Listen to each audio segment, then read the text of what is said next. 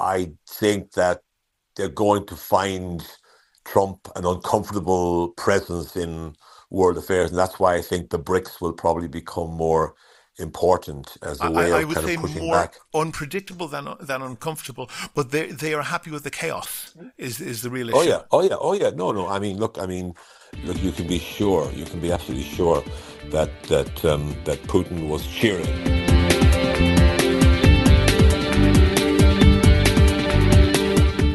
This is Here's How, Ireland's political, social and current affairs podcast, presented by William Campbell. Thank you for downloading episode 178 for the 20th of February 2025.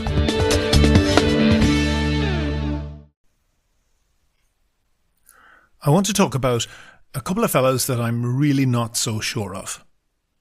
It's hard to overstate just how disappointing the last century has been for Argentina. I think it was David McWilliams who said on his podcast that if you were emigrating from Ireland 100 years ago and your choice was to go around the world to Australia or north to Canada or south to Argentina, based on economic potential, Argentina would have been the obvious choice. Of the three, Argentina came first in population, in GDP and in per capita income. Argentina had a much better climate, huge natural resources, and a seemingly never-ending market in Europe for its seemingly never-ending supply of beef produced by its vast area of grasslands. Once refrigerated shipping had become a possibility.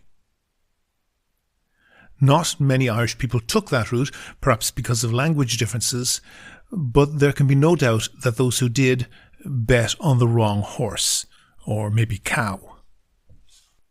The Wikipedia article on the economic history of Argentina says, by 1913, Argentina was among the world's 10 wealthiest states per capita.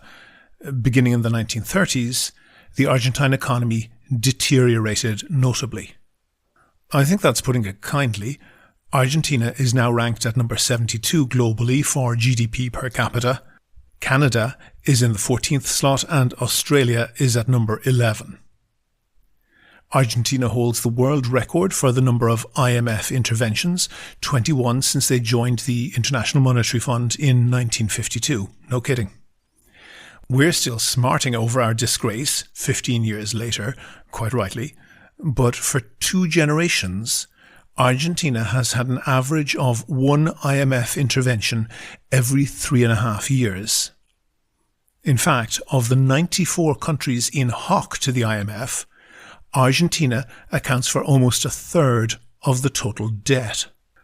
But most countries on that IMF list were always poor, at least in modernity. The real kick in the teeth for the long-suffering Argentinians is that they used to be rich. It's a bitter irony that its name is literally about how rich it was. I could go into great detail about the reasons for Argentina's decline. I've spoken recently about how close the correlation is between democracy and wealth, as well as every other positive index, but I don't have the space for that here. I'll just quote Wikipedia again. The single most important factor in Argentina's decline has been political instability since 1930 when a military junta took over, ending 7 decades of civilian constitutional government. Then came one of the fellas that I'm not so sure about. On the 10th of December 2023, Javier Milei was elected president of Argentina. It's important to note that his party, La Libertad Avanza, was not a large political force. Even now, they only hold 16% of the seats in parliament. The party is variously described as far-right, ultra-conservative or libertarian, and it's hard to tell, but I think that doesn't describe Milei adequately. In case you haven't heard about him, his style is unique, to say the least. And I'm not just talking about his hair. He must have been an Eminem fan in the noughties. He campaigned holding a chainsaw that he revved up in front of crowds to symbolise what he intended to do to public spending. All this I can source online, but after that it gets difficult. Things are so chaotic in Argentina that it's easy to manipulate start and end dates to make figures about anything sound either very good or very bad. So many people are determined to paint him in either a good or bad light that it's hard to work out the truth, and trying to research Milei's job performance feels like... Oh. Am I long? Yeah! They didn't serve pints. Oh. Only buckets. Yeah! There was only one barman. Oh. For every man. Yeah! Argentina's inflation rate, as reported by Reuters, is now at about 3%. 3% per month, which works out at about 45% per year. But that's down from a rate of over 1,500%. But that rate was when Milei was first in office. But in the years before he took office, the rate was between 100 and 200%, so getting it under 50% is still an achievement. Or maybe it's not, because Milei cut public spending by 31%, taking a massive amount of money out of the economy, which of course flattens the inflation rate because nobody has any money to buy anything. There's a story in Reason magazine, and I want to preface this by saying that it's not really a neutral source. It's very much a libertarian publication, and they really are fanboys for the sort of economics that Milei promotes. But to be fair, their reporting is usually factual.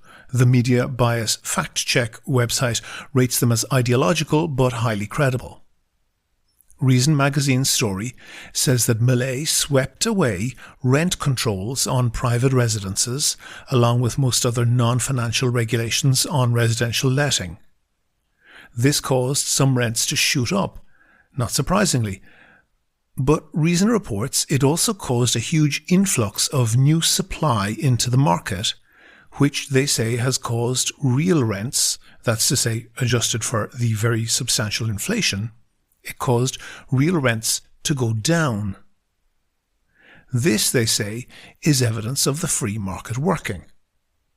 The previous laws had been keeping a lot of supply out of the market because rent controls were set in pesos, rent could only be adjusted at set times and in line with the official inflation rate, which didn't reflect a currency and an economy in freefall. Again, I want to put a big health warning beside this story. It seems that they're using data from just one listings website to judge both the supply and rental prices.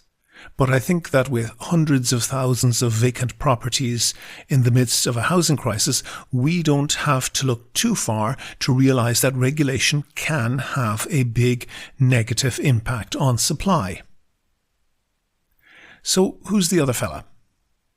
He's Nayib Bukele, the president of El Salvador.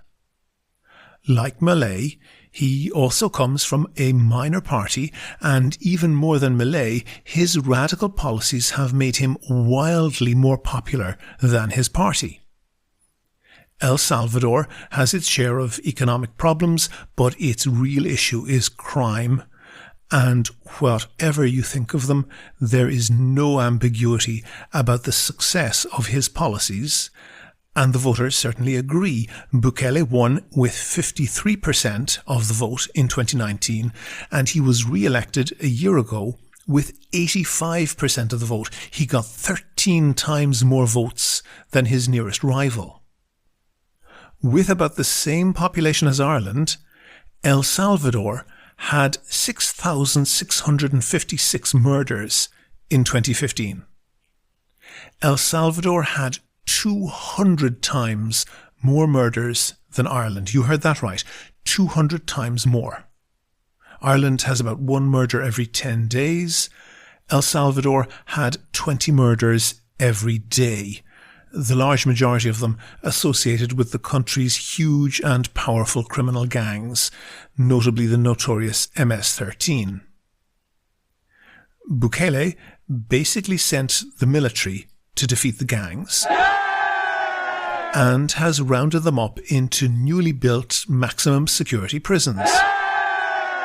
In March 2022, Bukele started the Régimen d'Exception, basically emergency powers, which suspended many constitutional rights along with making a series of criminal reforms which made conviction and imprisonment easier and harsher. It was supposed to last for 30 days, but it is still in force and it's been extended 28 times. On its own terms, it's working. The murder rate is down 98%. It seems to have brought El Salvador from being one of the most dangerous countries in the world to being close to par with many Western countries. But even without talking about the human rights issues here, it might not be all that good. The murder rate peaked in 2015, 7 years before Bukele's Régimen d'Exception, when gangs essentially negotiated a non-aggression pact between themselves, followed by a more comprehensive peace pact in 2019. And the figures don't include killings by police, which have shot up. There have been about 150 since the start of the Régimen d'Exception. Plus, maybe 100 murders in prisons, where so many gang members now are. It's hard to tell, but gang members may also have started a policy of hiding the bodies of victims to avoid police attention, where before they would often display victims' bodies prominently to create fear in the population. But here's the thing. Taking all that into account, you could say that Bukele has cut the murder rate not by 98%, but only by 90%. And if you question either his methods or achievements or those of Milei in Argentina, you have to do that in the context of the situation. You may say that Milei, in his efforts to reform the economy, could end up burning the house down. The problem is that he simply can't do that because the Argentinian economy was already a burnt-out, smoking wreck when he arrived. And the human rights violations in El Salvador are real and serious, but Salvadorians were not choosing between rights violations and no rights violations. They were choosing which rights violations. And even the post-gang truce murder levels, 120 murders or so per month, that was horrendous anyway. And of course, that's only the tip of the iceberg of the vast criminality that Salvadorians had to endure every day. Of course, the reason these two outsiders were elected was because of the horrendous state of their countries. So what's to learn? 1, criticize them for sure. But 2, do that in the context of the situation they were trying to handle.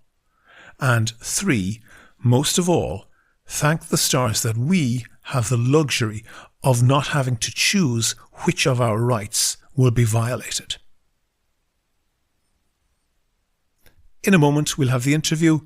But first, I want to say thanks to all of the patrons on Patreon, especially EF, who signed up as a patron since the last podcast. I really appreciate everyone who donates on Patreon. We don't get a huge amount of money out of it. It's not nearly in the same league as some other big Irish podcasters that I could mention, but it pays for things like web hosting, and Kevin and myself basically donate our time for free. It's also a great morale booster when we get a new patron on Patreon. It lets us know that there are people out there who listen to the podcast and appreciate it. We make a big effort to cover things that are undercovered in the Irish media. You're more than welcome to listen for free, but if you think that you could do the same as EF and other donors and throw in the price of a cup of coffee once or twice a month, there's details how to do that on the website and at the end of the show. Do you agree? Do you disagree? Here's How is Ireland's political, social and current affairs podcast. I'm joined now by Daniel Mulhall. Daniel is the author of Pilgrim Souls, W.B. Yeats and the Ireland of His Time, that was published a couple of years back by New Island Books, but that only scratches at the surface of his illustrious career. He is currently a consultant with DLA Piper, a law firm, and also with Rockwood Public Affairs. But prior to that, in 2001, he was made ambassador of Ireland to Malaysia. In 2009, he became ambassador to Germany. In 2013, he became ambassador to the UK. And in 2017, he got the daddy of them all, the biggest gig in the Department of Foreign Affairs, the ambassador to the United States. And since then, he has also been a distinguished professor at New York University. Daniel, that's a hell of a CV. And you've obviously, you're having an incredible career. And that goes Yes. back, I guess, over quite a few years. And you've got a lot of experience with that. And the question I really have to ask you, is the world going nuts? Yes and no. The world is always a bit nutty, in my experience. I don't recall in the 40 years plus I was involved with the Department of Foreign Affairs and doing various jobs within the department. I don't recall any time when there was a perfect peace or a perfect tranquility in the world. So there's always a lot of upheaval. And of course, we're always inclined to think that our time is the most significant, the most turbulent, or Yeah, whatever that's my of question. all. Is it? Yeah, but well, I mean, look, I remember, I'm old enough to remember the Cuban Missile Crisis, which could have resulted in the end of civilization as we know it, right? I am old enough to remember the Cold War, when at any time there could have been a misjudgment, a miscalculation, a mistake, which could have led to a global war with huge and massive destruction of a kind that you can hardly even contemplate because it's so awful. So that kind of nuclear standoff is still there, of course, because there still are three major countries that are heavily armed with nuclear weapons: A few the minor United ones as States, well. yeah, the United States, Russia, and China. They're the ones who could conduct, I suppose, the kind of war that would be a danger to civilization as we know it.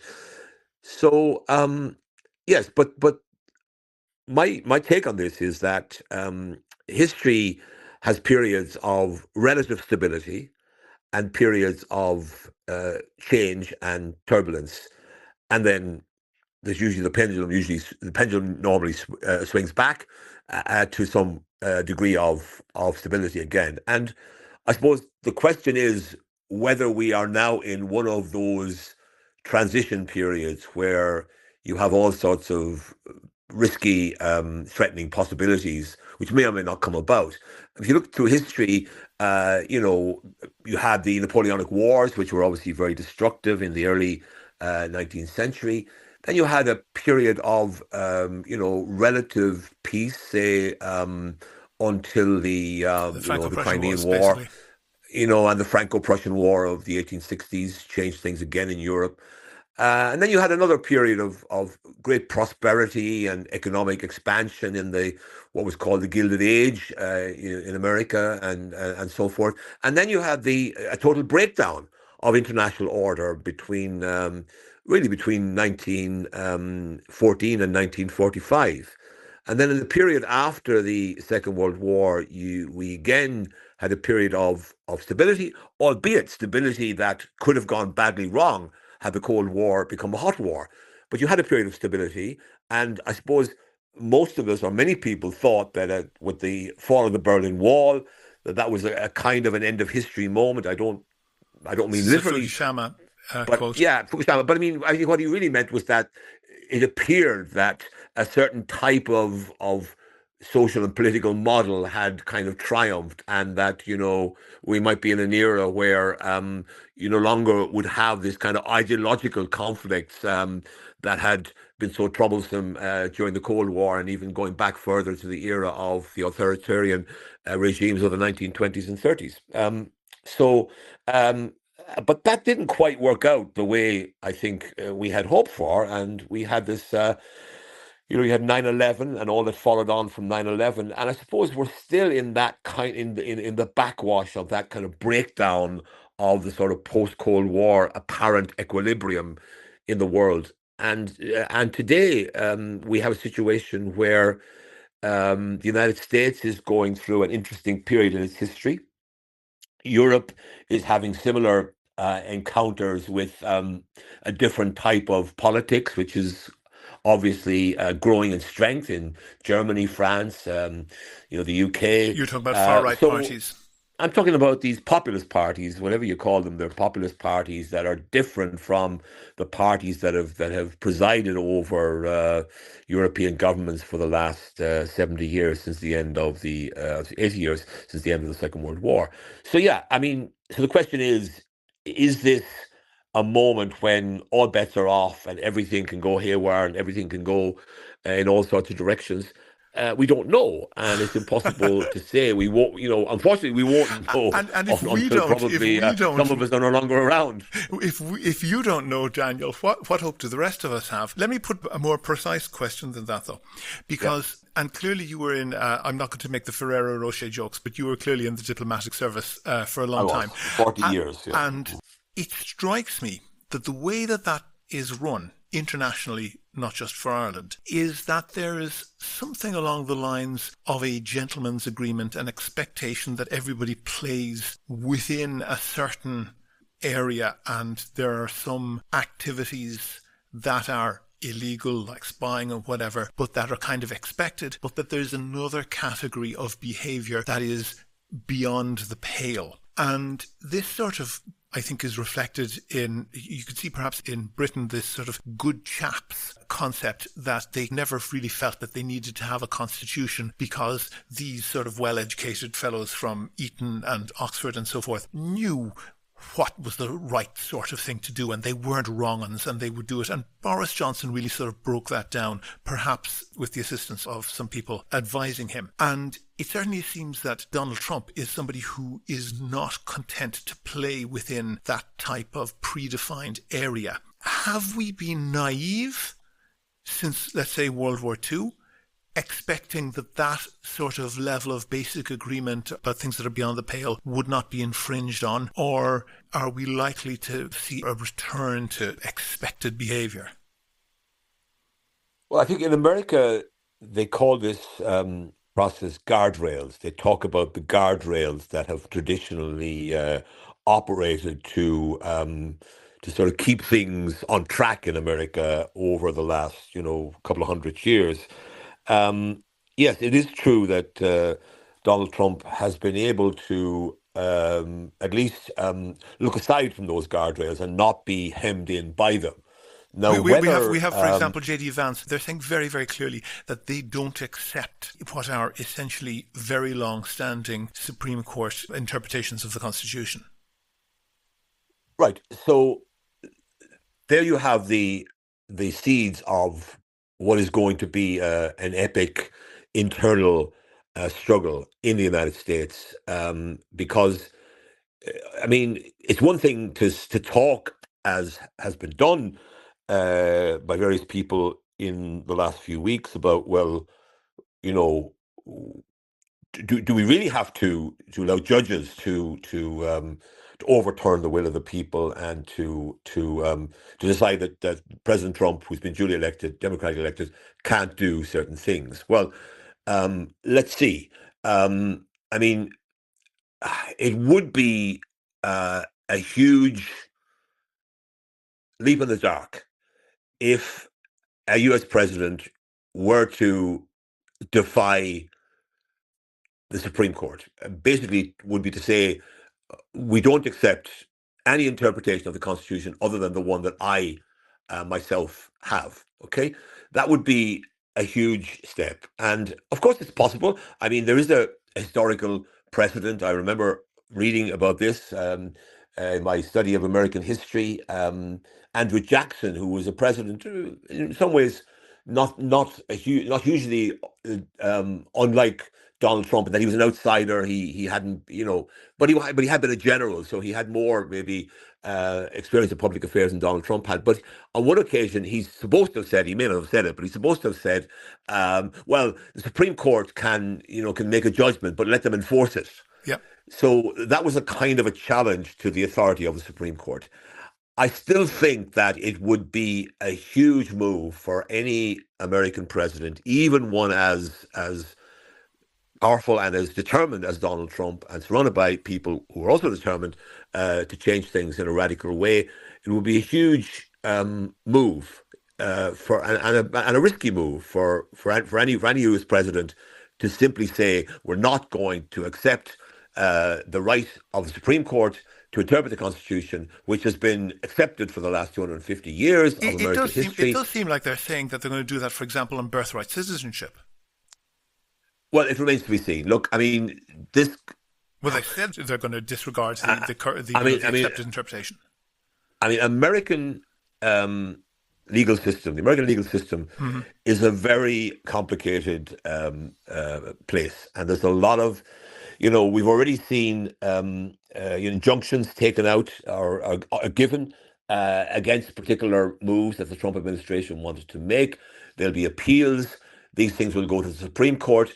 It's true that the Supreme Court is made up 6-3 of conservatives against liberals, but at the same time, people like John Roberts, the Supreme Court President of the Supreme Court, Chief Justice, and others are also institutionalists, and they revere the tradition of American justice and jurisprudence and political life, with the checks and balances that the founding fathers of the United States put into the Constitution. So it would be a huge step for those for any president, including Donald Trump, to disregard a judgment of the Supreme Court. Now, I know that they are trying to challenge the accepted definition of what the birthright citizenship clause in the Constitution means.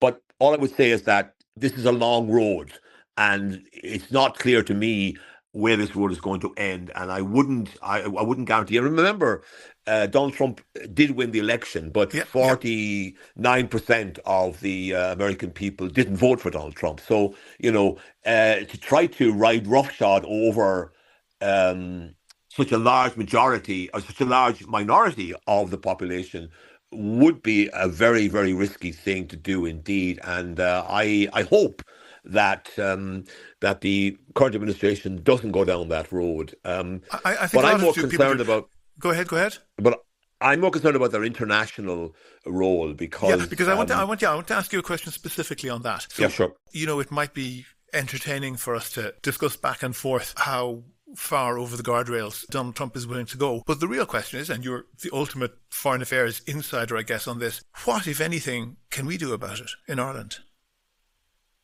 Well, I mean, individually, no individual country can determine how the international order will be managed. Okay, in fact, even the biggest country in the world can't do that either. So, but we can affect how we are perceived and how we are treated, for example. And I'll give you one example.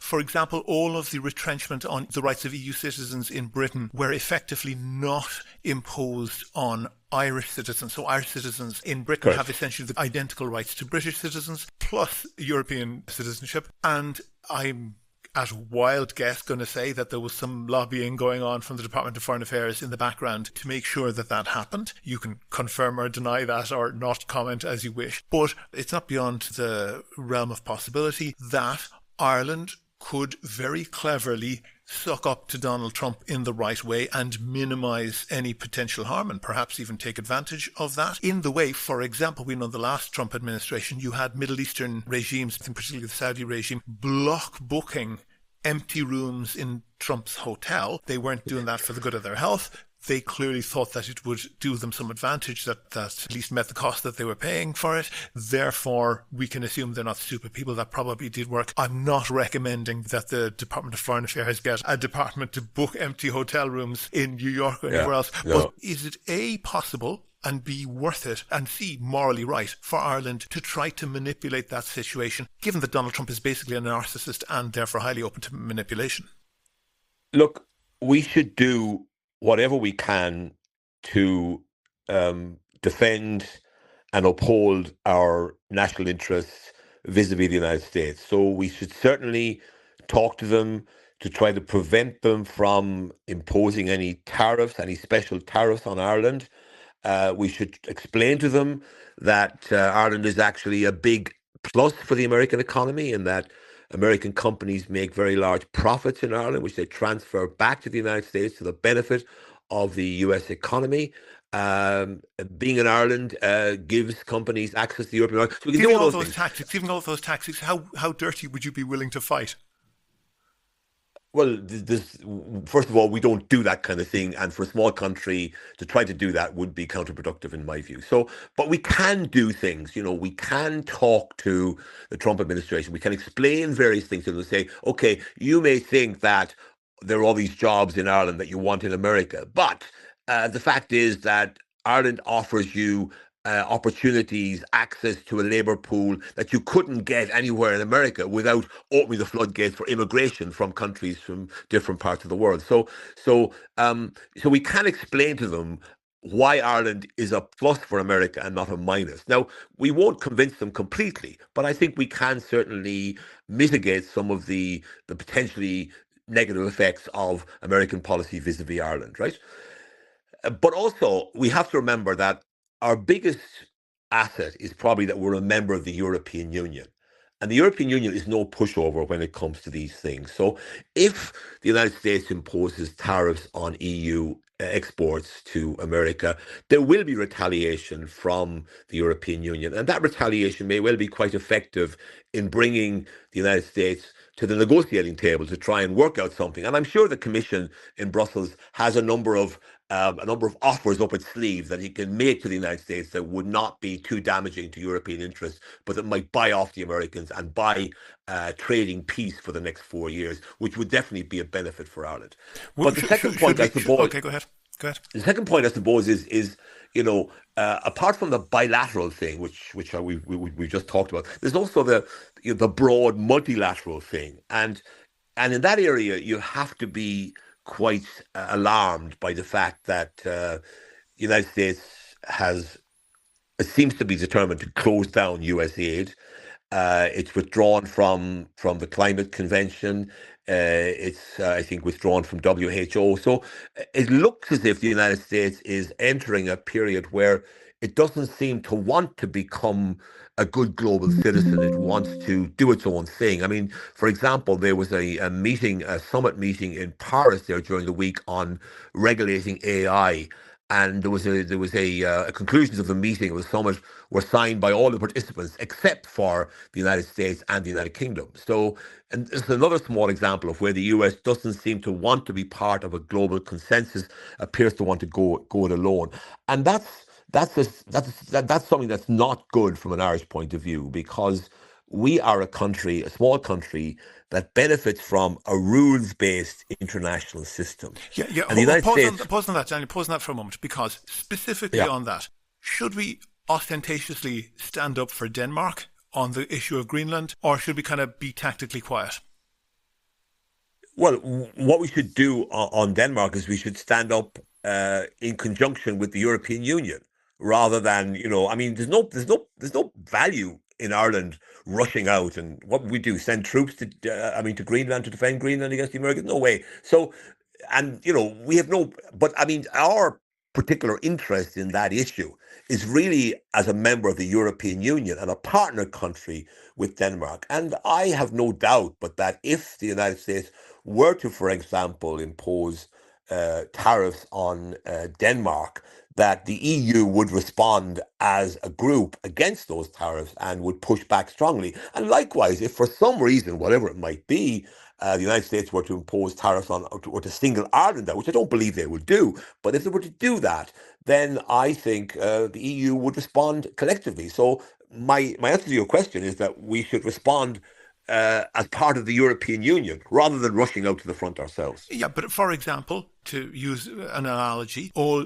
European Union countries regard Hezbollah as a terrorist organization and roundly condemned their attacks on civilian targets in Israel. But there's no question that Ireland is seen as the country that is most sympathetic to the plight of Palestinians in terms of the effects of the war prosecuted by Israel. You were right, we're part of the EU, but we could be at the front of that queue or at the back of that queue. And in the way that we are perhaps at the front of the queue in regards to the Palestinians, might there be a tactical decision to be not at the front of that queue in regards to well, some things well, that Donald Trump might be interested in? well. First of all, I have to correct you to say that I don't believe Ireland is in any way sympathetic to Hezbollah or to Hamas. No, no, I not at all. think, No, no, no. I mean, I But that think hostility in many. Ireland's No, no. sympathy But is with the I Palestinian agree. people. I 100% agree. But that hostility, which I think is right across the EU to Hamas, I misspoke on that one, of course, is more strongly or less strongly informing the degree of sympathy and aid that is offered to Palestinians by various European countries. There is unquestionably a spectrum there, and Ireland is at one end of the spectrum on that. And I'm kind of saying, and I guess you don't have an answer to it, which is entirely legitimate, but I'm just raising the idea that we could either be at the most or the least critical end of the spectrum when it comes to Trump as well. Yeah. Well, look, in the last few weeks, I've noticed that we've been pretty much in line with our European partners. For example, in defending the ICC, in our comments on the ideas that Trump put forward about Gaza. We have been, I think we've stayed in the pack, and that's the place to be. It's be part of the posse rather than, rushing to the front, making yourself a target. I do think we have to be aware of the fact that from now on, for the next 4 years, there's a different um, environment out there because Donald Trump is so much more inclined to shoot from the hip. We have to be careful that we don't give him any excuse for shooting us from the hip, because our best hope is that we can be regarded and can be viewed as part of the European Union, which he doesn't like very much either, to be quite honest with you. But the European Union collectively is in a position to stand up to a lot of what Donald Trump might try to do in the way of measures that he might take through tariffs and other things against the European Union. And I think we can defend ourselves in that way. The other that's kind of a reasonable answer. The other concern I have is the effects of Donald Trump's attitude towards Ukraine and towards NATO. Now, we're not members of NATO, so you might say, why would we care what happens in NATO? But we do care, we should care, because if NATO were to be undermined in any way, that would raise the whole question of European security in a way that would be difficult for Ireland to completely put our heads in the sand and not respond to in some way. So it would create a new situation, which I think we would be well advised to hope will not come about. Okay, let me move on in that case, because I mentioned this concept of the good chaps in Britain, whereby they kind of sort of feel that the sort of person who should be Prime Minister knows the sort of thing, and they don't need anything like a constitution or anything to guide and to regulate the way in which the government works. And looking at your broader diplomatic experience, I'm thinking of one particular example, which was in 2009, Hillary Clinton, so newly the Secretary of State as she was, which is effectively the foreign minister for Obama newly in office in 2009, she went to Moscow, and they even mocked up supposed to be some sort of a device with a button on it, which had a mistranslated, as it turns out, the word for reset. And the idea was that Sergei Lavrov, who is still the Russian foreign minister, and Hillary Clinton would together press this reset button, in other words, to dramatically improve Russian-American relations, which had essentially slowly degraded during the early years of Putin's power. I think that was an enormous misjudgment, because it completely misunderstood the motivation in Moscow of why they were doing what they were doing. And it just was entirely unaware of the ideology that had developed. And it's difficult to even know whether you'd call it left-wing or right-wing, but this sort of nationalist ideology that has taken hold now much more profoundly in Russia, as we see in the propaganda around the war in Ukraine. And I guess I'm challenging your profession a little bit. Was it the case that nobody saw, like nobody in diplomatic services, nobody who should be reporting into governments on policy, nobody saw that the Russians were doing what they were doing for an entirely internally consistent set of reasons, and they were not doing things that we in the West, if you want to call us we, liked, for reasons that were totally coherent to themselves. We thought they were incoherent, and Hillary Clinton come along and say, oh, let's reset, let's, kind of draw a line under that, and then you can be a well-behaved, almost democracy. Is it the case that there was a huge, it might not be Irish, in fact, certainly not Irish, but is it the case that there was a huge diplomatic failure in all of that there was no communication of that, entire psychological movement happening? Well, I mean, here's my view on that. I mean, there are those who believe that the West was not sufficiently generous towards the then Soviet Union and then Russia, and that they should have been more willing to bring them into the family of nations, but that there was a kind of a residual animus towards Russia that went back to kind of Cold War days, and that there was an inability to do a proper reset. Look, I think there's always opportunity, and opportunity is usually accompanied by risk.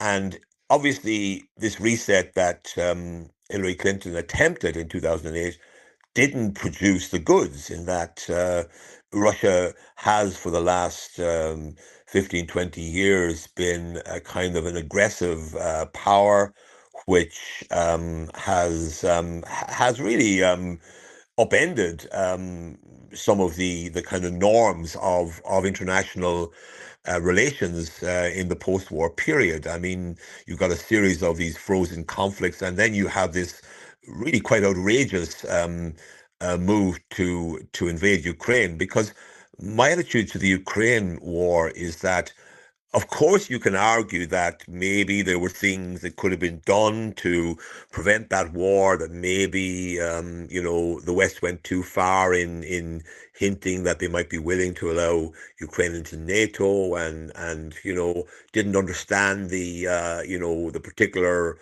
historical relationship between Ukraine and Russia, and views in Russia that Ukraine is really part of Greater Russia. Yes, so you can always make those excuses, but I mean, but I always Deal with have the a topic. simple. Deal with the question that did the diplomatic, not necessarily just Irish, but possibly including Ireland, did that whole diplomatic community miss that movement in Russia and completely not just misunderstand, but fail to even appreciate that it would have a huge Look, effect? look. If I recall correctly, those days there was no consensus. I mean, there was a kind of a.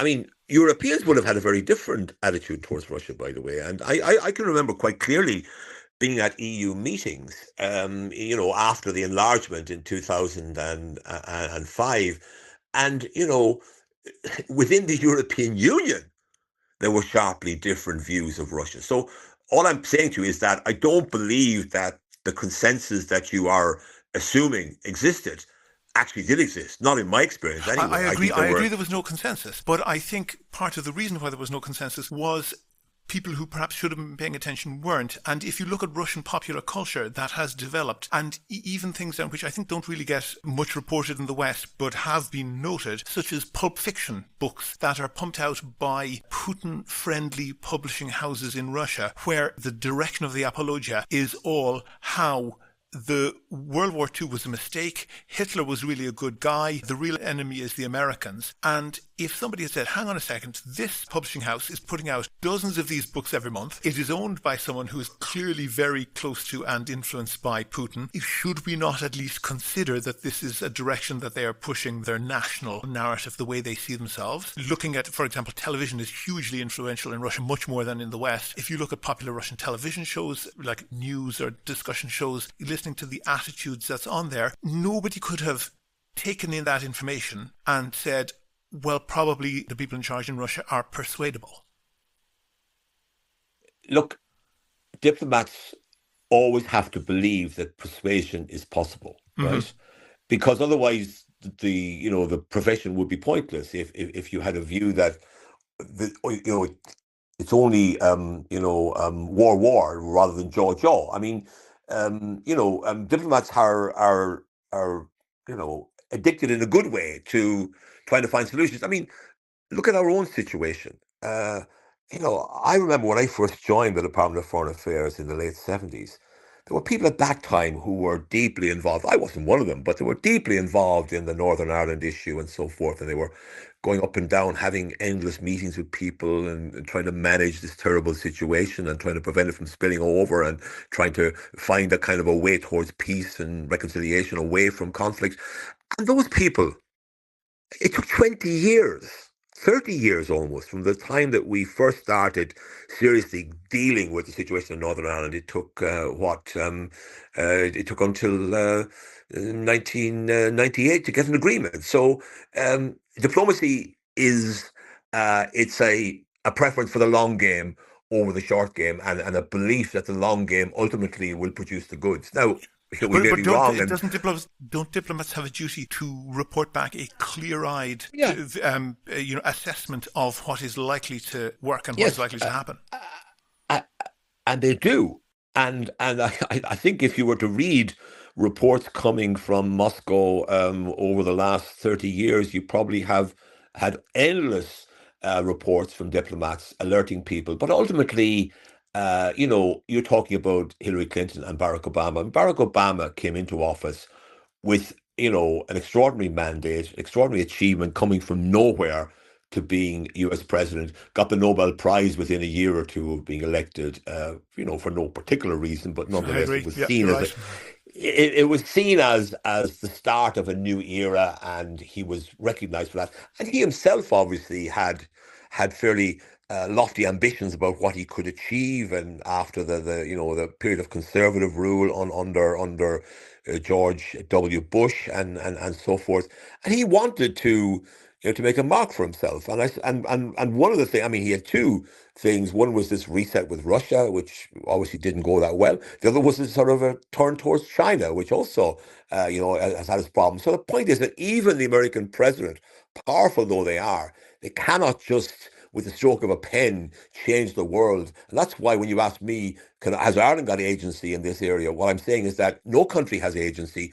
The only way you can move things forward is by getting the agreement with those on the ground. So, for example, a Middle East peace probably can't be imposed by Russia or by anybody else. It can only be brought about when the belligerents, when the Arab countries, the Palestinians and the Israelis, maybe helped by the Europeans and the Americans and others, can somehow decide. And that's what happened in Northern Ireland. Someone said they want an agreement. It happened in Northern Ireland. We laboured away for 20 years. And then suddenly, the two sides, for different reasons, wanted to do a deal, and the deal happened. So diplomacy is a complicated thing. It's not a black and white field. It's a field where most of the field is coloured in various shades of grey, and that's the reality of it. And I think, by the way, one of the big things that I'm looking at now is the way the BRICS have developed and have emerged as a kind This of a is Brazil, challenger. Russia, Brazil, India, Russia, India, China, and South Africa, and China, there are and other South countries Africa. as well Yep. that are involved. And I mean, initially probably thought there was a bit of a nonsense. What do they have in common? But I suppose what they have What in you could common roughly is a call the certain, second world.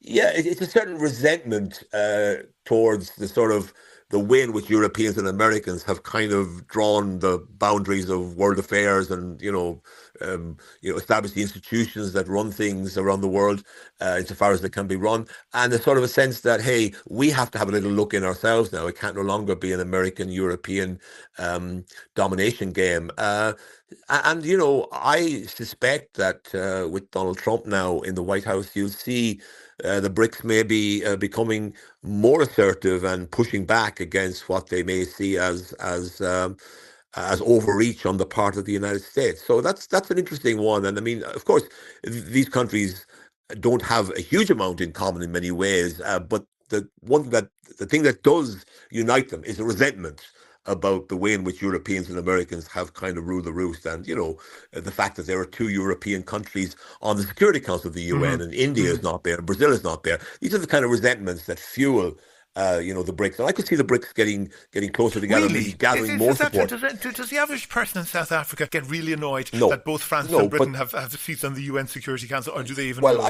Or I think in India they do, right? I mean, in India's a different story. India's a country with 1.5 billion people now, and no seats on the Security Council. And you saw at this AI summit during the week, you had Modi was almost the kind of co-chair of the whole exercise, and he was really trying to present himself, and he signed this declaration, whereas the Americans didn't. So I do think that one of the reasons why I believe that we are at a hinge moment, which is to come back to the first topic we dealt with, is because you have genuine change in the world, that you have two countries now with 1.5 billion people or thereabouts that have strongest economies growing rapidly. This Well, is India and not China you're in China. referring to. China they're having problems at the moment, but that will sort of be overcome eventually.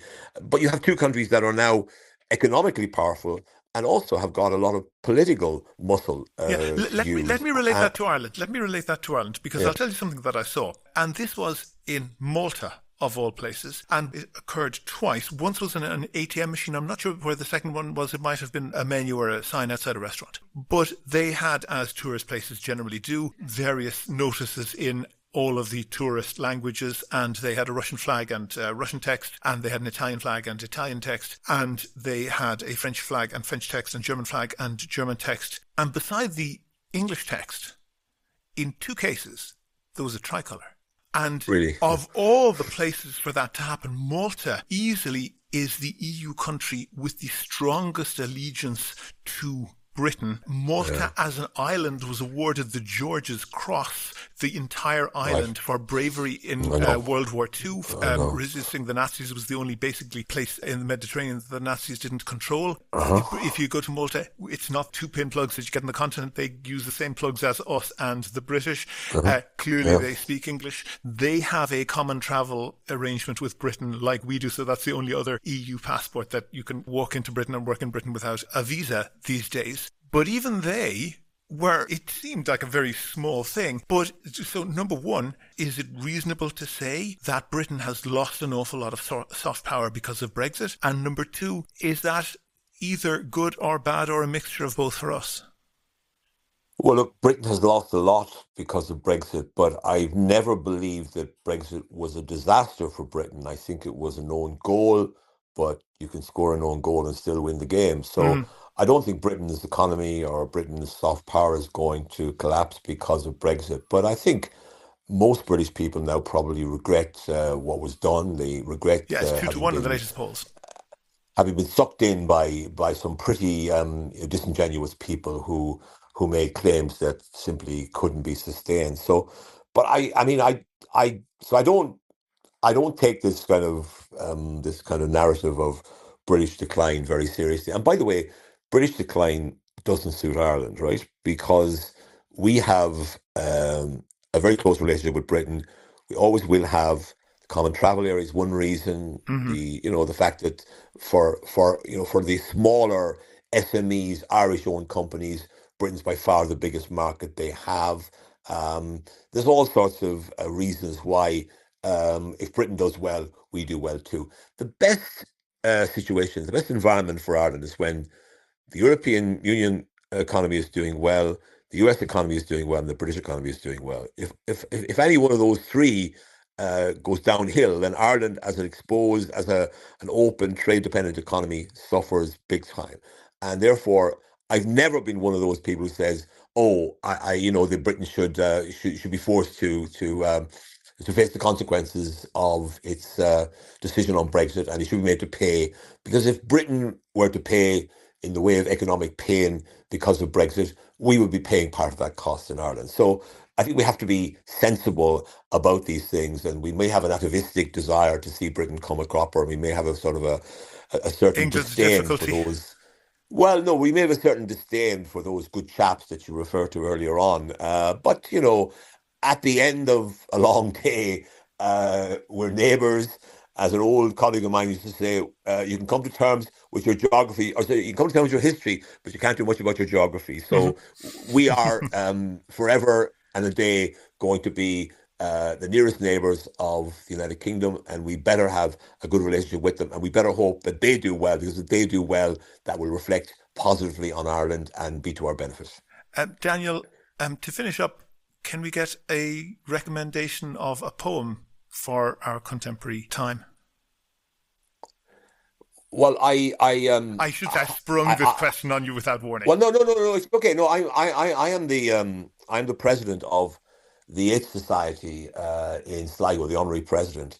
So I always, and I've written a book on W.B. Yeats, Pilgrim's Soul, W.B. Yeats in the Ireland of his time, and I really do revere Yeats's work. And actually, I think that although I've also written a book on James Joyce, Ulysses, A Reader's Odyssey, I think that today's Ireland could do well to not allow its enthusiasm for Joyce's gritty forensic modernism to overshadow the fact that W.B. Yeats is a poet that his concern for Ireland in various ways was of epic proportions, unlike Joyce, who was fascinated by the Ireland he left behind in 1904, but didn't really pay much attention to what happened in Ireland after that. So I would still look at the Second Coming, turning and turning in the widening gyre. The falcon cannot hear the falconer. Things fall apart. The centre cannot hold. Mere anarchy is loosed upon the world, and everywhere the blood-dimmed tide is loosed.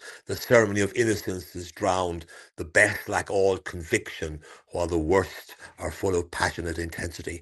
And to go to the end of that poem where he talks about a rough beast coming out of the desert, slouching towards Bethlehem to be born, we have to hope that whatever rough beast is out there will eventually go back into its stable and won't actually overturn the world order, which has benefited Ireland so richly over the last 30 years as we've prospered immensely from the globalization of the post-Cold War world. And a final note is that I think the big thing with Ireland is that we managed to combine tradition and a contemporary edge. And I hope that we can continue to be, as Yeats called it, the indomitable Irishry, indomitably Irish, that we will continue to preserve our Irish heritage, even though we now have to operate in a changed world. And the final point is that, apart from the other things you mentioned at the beginning of the podcast, I'm also a director of a children's entertainment brand called the Carlicons. And we are trying to create the next big thing in children's television, follow up to Peppa Pig and Paw Patrol and those, based on an updating of the Leprechaun legend. So the idea is very much in line with my own view that we need to be both traditional and also contemporary. And that's why I've become a director and a brand ambassador for the Carlicons. Check them out on www.carlicons.com. Thank you. Daniel Mulhall, author, ambassador, diplomat, free man of London and Waterford. Thank you very much for talking to me. You're welcome. Thank you. Go to the website for sources and references from the show.